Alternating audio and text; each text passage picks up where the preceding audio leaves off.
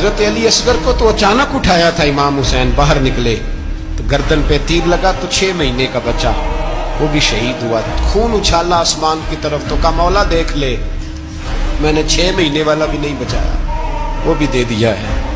फिर हजरत अब्बास को बेटियों ने कहा कि अब ना, कुछ कहते हैं पहले शहीद हुए, कुछ ने लिखा बाद में, अब हमसे पानी के बगैर नहीं रहा जाता। तो जनाब अब्बास पानी का मशकीज़ा लेके निकले बाहर, एक हाथ कटा, दूसरे पे मशकीज़ा वो भी कटा, फिर पानी तो भर लिया था, ला न सके, फिर गर्दन कटी तो शहीद हुए। बच्चों की भी शहादत हुई, पर जब उनका लाशा उठाया तो इमाम हुसैन कहने लगे मौला अब ना हुसैन की कमर कमज़ोर हो गई, अब कमज़ोर हो।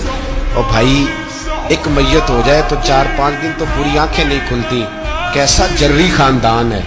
थोड़ी देर गुजरी तो इमाम अली मकाम ने पटका बांधा, सर पे दस्तार बांधी, मौला अली की तलवार पकड़ी, नबी पाक का इमामा बांधा और घोड़े पे सवार हुए तो कहने लगे ज़ैनब घर तेरे हवाले और मैं अल्लाह के हवाले, घर तेरे हवाले और मैं। और फिर इमाम हुसैन निकले, इमाम अली मकाम निकले। रावी कहते हैं कि ये जलवा पहले भी बड़े सोने थे, पर आज जो रंग देखा वो कभी नहीं देखा। क्या अंदाज था, जिधर जाते नारा लगाते तो हद हो जाती। इतने लोग इमाम हुसैन ने काटे, इतने काटे, फिर वापस पलट के आए और कहने लगे ज़ैनब जरा पर्दे के पीछे से देख तो सही मेरी बहन, इन बुज़दिलों को जुर्रत ही नहीं हो रही हुसैन के मुकाबले में आने। एक दूसरे को धक्का देते, तू जा तू जा, फिर इकट्ठे वार हुए।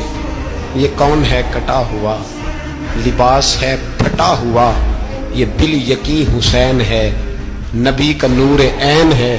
फिर चारों जानिब से तीर बरसे तो इमाम अली मकाम क्योंकि नमाज का वक्त हो गया था, उतरे घोड़े से, खून बह रहा था, गर्म तरीन रेत से तयम्मुम किया, सर सजदे में रखा और जब शिमर आपकी गर्दन काटने लगा तो कहने लगे ठहर जा जरा, रब से एक बात कर लेने।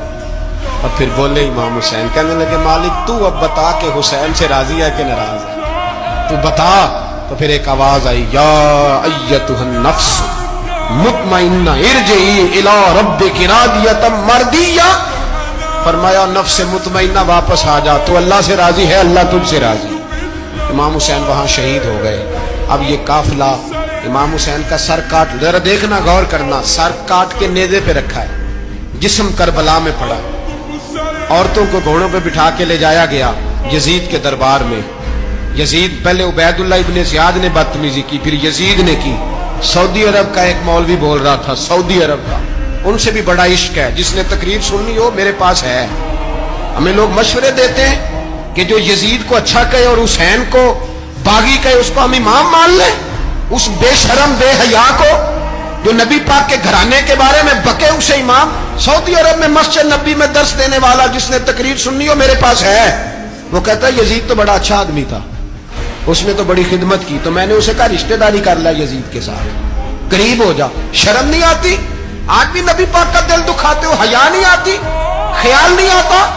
और लोग घर में बैठ के बातें करते हैं, कहते हैं जी जो बैतुल्लाह में हो वो भी बुरा हो सकता है। बैतुल्लाह में तो 360 बुत भी थे, वो अच्छे थे।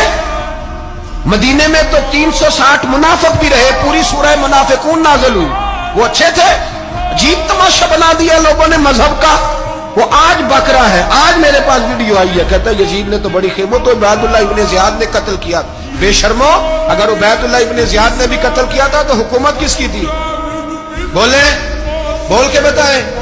तो फिर यजीद ने उबैदुल्लाह इब्ने ज़ियाद को सजा क्यों नहीं दी, बल्कि एक जगह 2 गवर्नरियां दी उसको? ये हाल किया।